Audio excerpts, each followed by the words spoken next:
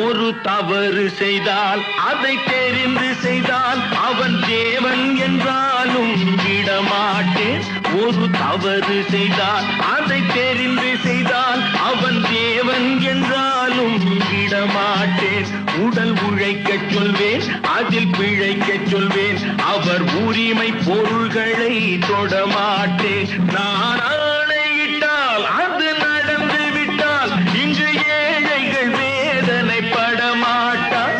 உயிர் உள்ளவரை ஒரு துன்பமில்லை, அவர் கண்ணீர் கடலிலே விழமாட்டார்.